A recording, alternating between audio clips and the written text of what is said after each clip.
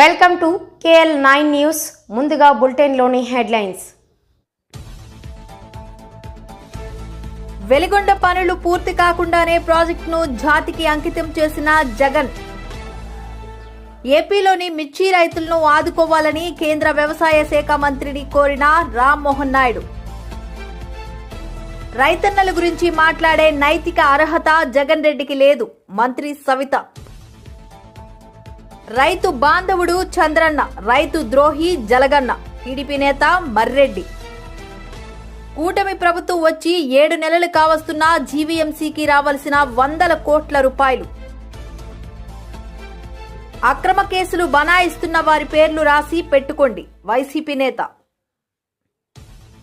నియోజకవర్గంలో భూ ఆక్రమణలు ఎమ్మెల్యే రఘురామకృష్ణంరాజుకి కనబడవా? బీసీల పార్టీగా చెప్పుకునే టీడీపీ ఎమ్మెల్సీ ఎన్నికల్లో ఓడించాలి. రైతన్నల గురించి మాట్లాడే నైతిక అర్హత జగన్ రెడ్డికి లేదని మంత్రి సవిత విమర్శించారు. 2 రోజులు ఏపీకి వచ్చి అల్లర్లు సృష్టించి తిరిగి బెంగళూరుకు వెళ్లి జగన్ రెడ్డి పబ్జీ ఆడుకుంటున్నాడని ఎద్దేవా చేశారు. మంత్రి సవిత తన కార్యాలయంలో మీడియా సమావేశం ఏర్పాటు చేశారు. ఈ సందర్భంగా మంత్రి సవిత మాట్లాడుతూ, ప్రాజెక్టుకి గట్టిగా అంటే చంద్రబాబు నాయుడు గారు లాంటి ముఖ్యమంత్రి 24x7 ఆయన కష్టపడితే మినిమం లేదంటే లేదు 1.5 నుంచి 2 సంవత్సరాలు పడుతుంది అన్నటువంటి పరిస్థితి. అది వెలిగొండ. అటువంటి వెలిగొండని జాతికి అంకితం చేసేసినటువంటి మహానుభావుడు జగన్మోహన్ రెడ్డి. అటువంటి వెలిగొండని పూర్తి చేసేస్తే మరి వేళ నీళ్ళు ఇవ్వలేకపోతున్నారని చెప్పి మళ్ళీ అబద్ధాలు అసత్యాలు వాళ్ళ పత్రిక ద్వారా కానీ లేదా జగన్మోహన్ రెడ్డి నోటి ద్వారా కూడా వచ్చేటువంటి వాక్యాలు. అందుకే ఈయన ఒక 8వ వింత జగన్మోహన్ రెడ్డి ప్రపంచంలో ఇటువంటి అబద్ధాలు అసత్యాల్లో. ఏదైతే ఈవేళ వెలిగొండని ఇప్పుడే మేము రివ్యూ కూడా చేసాం. మళ్ళీ ఈవేళ దగ్గర 7-8 నెలల్లో 7-8 సార్లు రివ్యూ చేసాం. ఫిజికల్గా కూడా నేను కూడా వెలిగొండ ప్రాజెక్టు మరి నేను అదేవిధంగా అక్కడ స్థానిక మంత్రులందరం కూడా సందర్శించడం జరిగింది. చాలా క్లియర్గా నేను అబ్జర్వేషన్ చేశాం. ఏదైతే ఈ వెలిగొండ ప్రాజెక్టు 2014 చంద్రబాబు నాయుడు గారు ముఖ్యమంత్రి అయ్యే సమయానికి చూస్తే 38% వర్క్స్ అయినాయి అప్పటికి 14కి వెలిగొండకు సంబంధించి. అంటే ఇంకా 62% బ్యాలెన్స్ వర్క్లు ఉన్నాయి ఆ రోజుకి. ఆ రోజు 14లో ముఖ్యమంత్రిగా చంద్రబాబు నాయుడు గారు వచ్చిన తర్వాత ఆ రోజు వెలిగొండకు ప్రాధాన్యత ఇచ్చి ఆయన 1373 కోట్లు ఆ రోజు 14-19లో కేటాయించి ఆ 1373 కోట్లు కేటాయించడమే కాదు, దాంట్లో 1319 కోట్లు ఖర్చు పెట్టారు. అంటే ఎంత అయింది అది? 96%. అంటే ఏదో బడ్జెట్లో ఘనంగా ప్రకటించి ఖర్చుల్లో పెట్టకపోవడం కాదు. మనం పెట్టినటువంటి 1373లో 1319 అంటే 96% పెట్టినటువంటి బడ్జెట్లో ఆ రోజు మనం ఖర్చు పెట్టాం. మరి తర్వాత వచ్చాడు జగన్మోహన్ రెడ్డి 19లో ఒక్క ఛాన్స్ అని.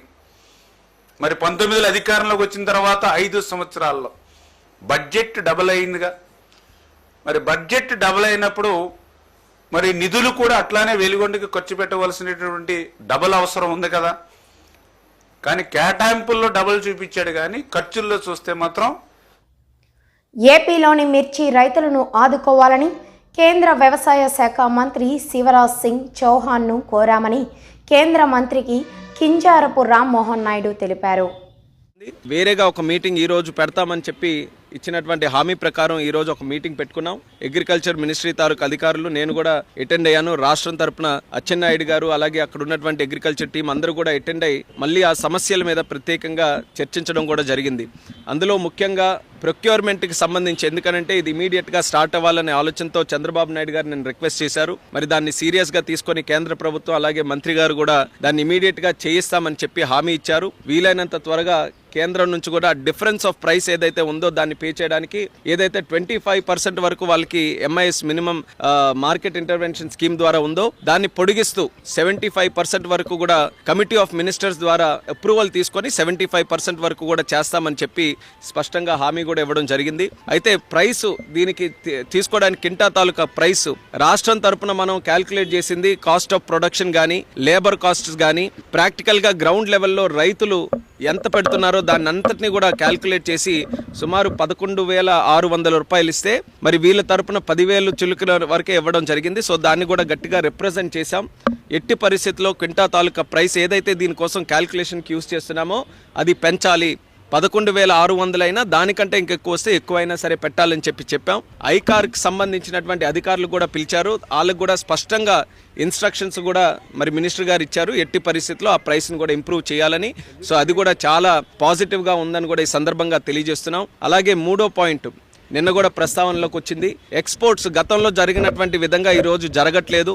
దానికి ఇంటర్నేషనల్ జియోపొలిటికల్ ఇష్యూస్ కొన్ని ఉన్నాయి. అయినప్పటికీ కూడా ఎక్స్పోర్ట్స్ని మళ్ళీ మనం ఎలా ప్రోత్సహించాలి అనే ఆలోచనతో దాని మీద కూడా కొన్ని నిర్ణయాలు చర్చలో వచ్చాయి. ఆ నిర్ణయాలని ఏ రకంగా అమలులోకి తీసుకొని రావాలన్న దాని మీద రాష్ట్రంలోనే ఎక్స్పోర్ట్స్కి సంబంధించి ఎక్స్పోర్టర్స్ దీనికి ఈ యొక్క చిల్లీ ఫీల్డ్కి సంబంధించిన ఎక్స్పోర్టర్స్ కానీ ఎఫ్పిఓస్ కానీ రైతులు కానీ అందరినీ కూడా కూర్చొని పెట్టి వాళ్ళ ద్వారానే సమస్యలు ఏమున్నాయో తెలుసుకొని దానికి హెల్ప్ చేసే విధంగా చర్యలు తీసుకోవాలని ఒక నిర్ణయం తీసుకున్నాం. మిర్చి రైతులతో ఒక ప్రత్యేక మీటింగ్ ఎక్స్పోర్టర్స్తో కూడా పెట్టి దీనికి ఉన్నటువంటి సమస్యలు ఇప్పుడు ఇమీడియట్గా ఎక్స్పోర్ట్స్ పెంచడానికి ఏంటి, లాంగ్ టర్మ్లో కూడా రైతన్నల గురించి మాట్లాడే నైతిక అర్హత జగన్ రెడ్డికి లేదని మంత్రి సవిత విమర్శించారు.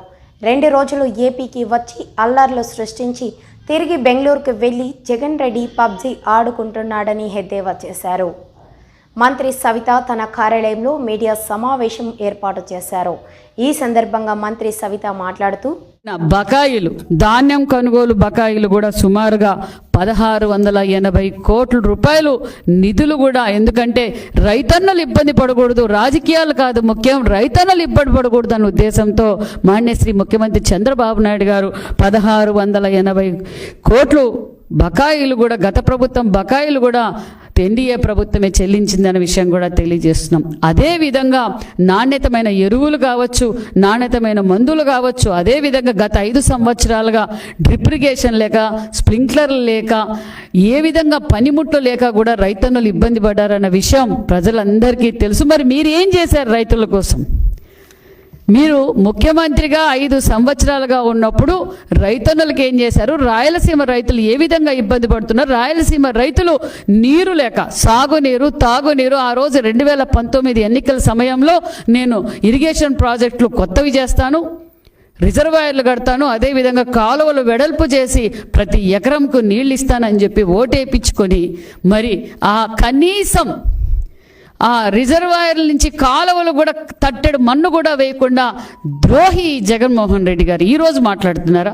కనీసం తన సొంత జిల్లాలో, అన్నమయ్య జిల్లాలో రిజర్వాయరు అన్నమయ్య డ్యామ్ కొట్టకపోతే కనీసం దాని మెయింటెనెన్స్ కూడా చేయలేని చాతగాని మాజీ ముఖ్యమంత్రి జగన్మోహన్ రెడ్డి గారు, రైతుల ద్రోహి జగన్మోహన్ రెడ్డి గారు. ఈ విషయాలన్నీ తెలుసు. మరి ఎందుకు జగన్మోహన్ రెడ్డి గారు అంత చెడగా పరదాలు కట్టుకొని ఒక పక్క ఆయన ఎప్పుడు భూమి మీద తిరగల, గాల్లోనే తిరిగారు జగన్మోహన్ రెడ్డి గారు. ఇప్పుడేమో ప్రేమ పుట్టింది, ప్రజలంటే ప్రాణం అన్నట్టుగా 2 రోజులేమో విజయవాడలో ఉంటారు, 4 రోజులేమో బెంగళూరులో ఉంటారు. ఇక్కడ గొడవలు పెడతారు, అక్కడికి వెళ్ళిపోతారు, అక్కడేమో పబ్జీ గేమ్ ఆడుకుంటూ ఉంటారు. మరి ఇది జగన్మోహన్ రెడ్డి గారు చేస్తుండే పని ప్రజలందరికీ తెలుసు. వైసీపీ పార్టీలో ఉండే నాయకులు కూడా ఆలోచించుకుంటున్నారు. ఆయన భయం ఏమీ లేదు, ఉన్నవాళ్ళు ఏదో వాళ్ళు కూడా ఊడిపోతారేమో, వాళ్ళు కూడా వెళ్ళిపోతారేమో అని ఇచ్చి ఉనికి చాటుకునే ప్రయత్నాలు తప్ప ఇంకేమీ లేదు. జగన్మోహన్ రెడ్డి గారు మరి వంశీ గారిని అరెస్ట్ చేస్తే ఎంత విలవిలాడిపోతున్నారో.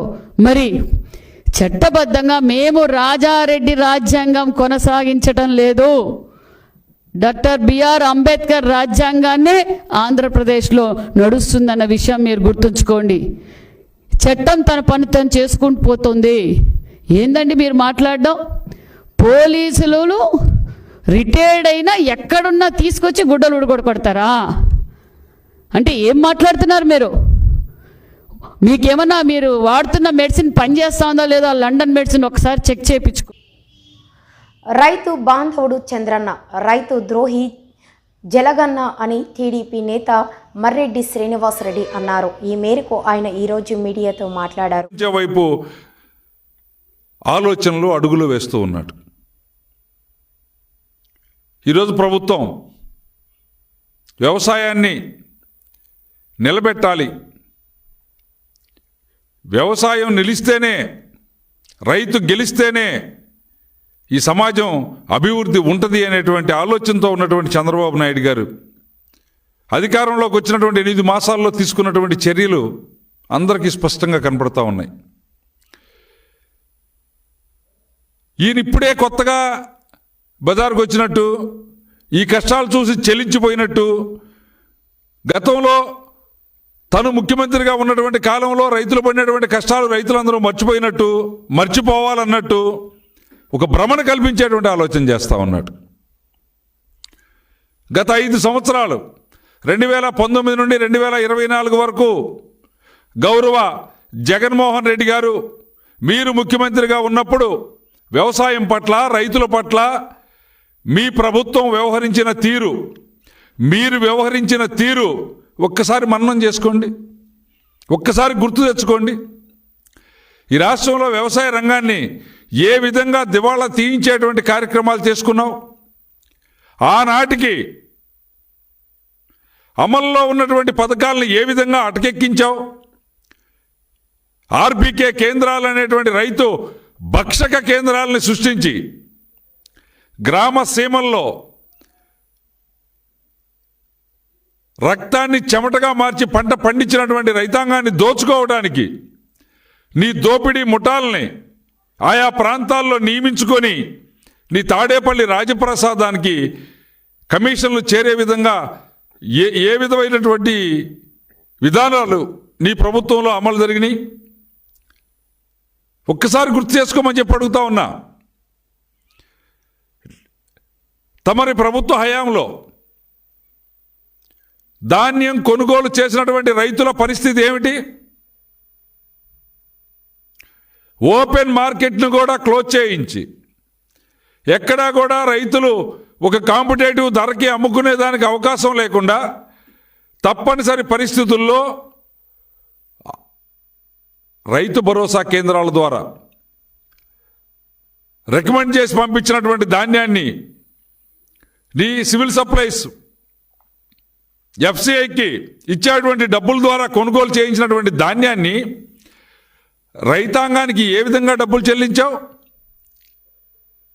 ఒక క్వింటాల్కి వచ్చేసి 225 రూపాయలు ఆంధ్ర రాష్ట్రంలో రైతు దగా పడుతున్నాడు జగన్మోహన్ రెడ్డి ప్రభుత్వ హయాంలో అని నీ పార్లమెంటు సభ్యుడు, వైఎస్ఆర్సీపీ పార్లమెంటు సభ్యుడు పిల్లి సుభాష్ చంద్రబోస్ గారు మాట్లాడలేదా? కూటమి ప్రభుత్వం వచ్చి 7 నెలలు కావస్తున్న జీవీఎంసీకి రావాల్సిన 100 కోట్ల రూపాయలు ఎగ్గొడుతున్నారని పీతల గురుమూర్తి యాదవ్ ఆరోపణ. ఈ మేరకు ఆయన మీడియాతో మాట్లాడారు.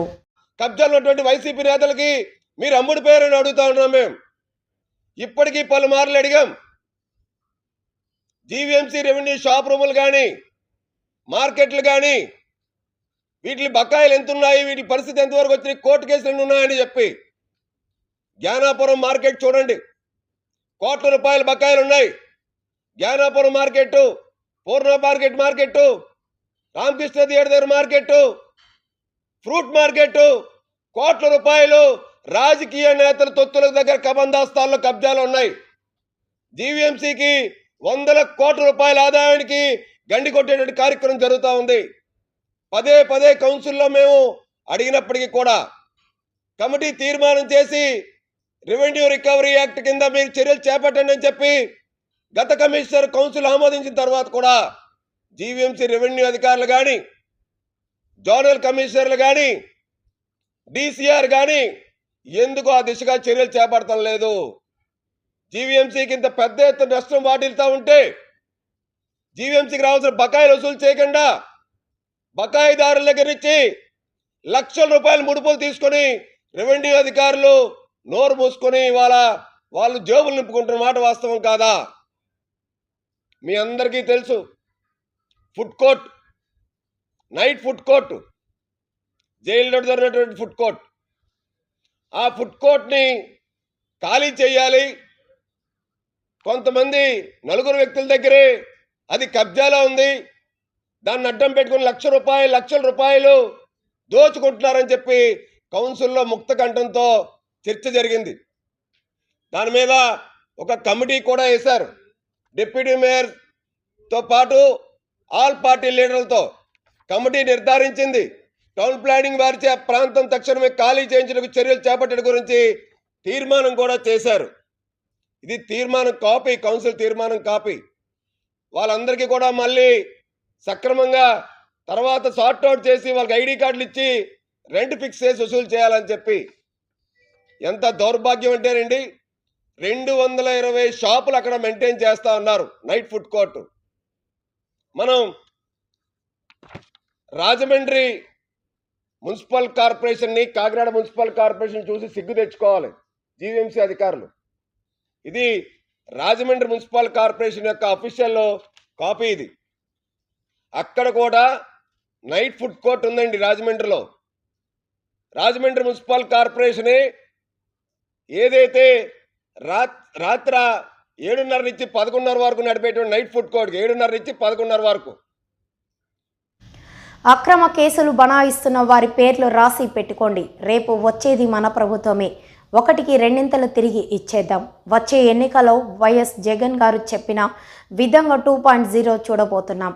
పార్టీ కోసం కష్టపడిన నాయకుడు, కార్యకర్తలను హక్కున చేర్చుకుంటాం. నెదురుమల్ల రామ్ కుమార్ రెడ్డి భరోసా. వాళ్ళని నమ్ముకున్న వారి కోసం ఎంత దూరమైనా వెళ్ళాలి, అది నాలో ఉంది.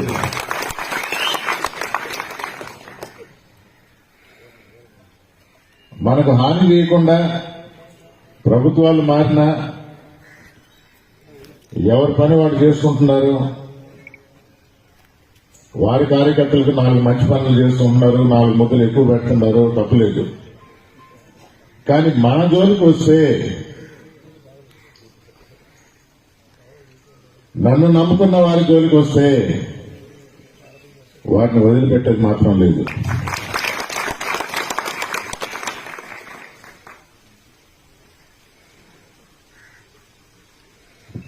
మంచితనం ఎల్లకాలం పనిచేయాలంటారు. జనార్దన్ రెడ్డి గారు మంచి పనులు చేస్తూ గుండెల్లో నిలిచిపోయాడు. ఆ బాటను మర్చిపోము, ఆ బాటను వదలం. కానీ ఎదుటివారు అంటే ఇప్పటికి ఆ అపోహలో ఉండాలేమో, కొంచెం క్లియర్ చేద్దామని ఈ సందర్భంగా మన నాయకుడు జగన్మోహన్ రెడ్డి గారు కూడా ఇదే చెప్పారు. పేర్లన్నీ రాసుకోండి, రేపు వచ్చేది మన ప్రభుత్వమే, తప్పకుండా 1కి 2 తిరిగిస్తాం. నేను కూడా ఈ మాట చెప్తా ఉంటా, కానీ నన్ను ఎవరు నమ్మటంలా. లేదు మీరు మంచోళ్ళు, మీరు చేయలేరు అక్కడ పనులు అంటారు. లేదు బాబు, రాజకీయం మారింది, నేను చేస్తాను. అంటే మీరు కుదరదండి, మీరు మంచోళ్ళు, ఇలాంటి పనులు మీరు చేయలేరు. సరే ఒకసారి నేను మాట ఇస్తే మాట మీద నిలబెడతానా అన్న. అదైతే మాట మీద మీరు నిలబెడతారు, అలాగే మాట ఇస్తుందా, తప్పకుండా చేస్తా.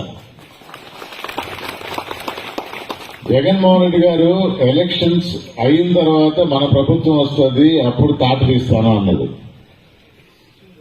నేను అంతకాలం వెయిట్ చేయను, నేను ఇప్పుడే మొదలు పెట్టేస్తాను.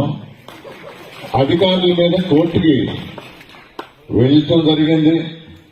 వెంకటగిరిలో ఒక తప్పుడు కేసు పెట్టారు, గంజాయి కేసు. కోర్టు ద్వారా ఆర్డర్లు తెప్పించిన. అధికారులు భయపడుతున్నారు. ప్రోటోకాల్ అంటే నా పేరు రాయి మీద ఉండాలని కాదు. ఒకప్పుడు ప్రోటోకాల్ గురించి మాట్లాడేవాడిని.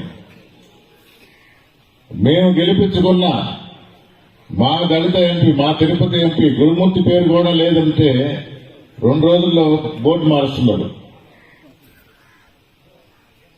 చిన్న విషయం అయిండొచ్చు. అంటే నడమంత్రపు సిరిగా ఈ రోజు మాకు పవర్ వచ్చింది, అధికారంలో ఉన్నాము. పేదల ఇళ్లలే ఆక్రమణాల. నియోజకవర్గంలో పైతందారుల భూస్వాములు ఆక్రమణలో భూములు ఉండి ఎమ్మెల్యే రఘురామకృష్ణంరాజుకి కనబడవా? సిపిఎం జిల్లా కార్యదర్శి జేఎన్వి గోపాలన్.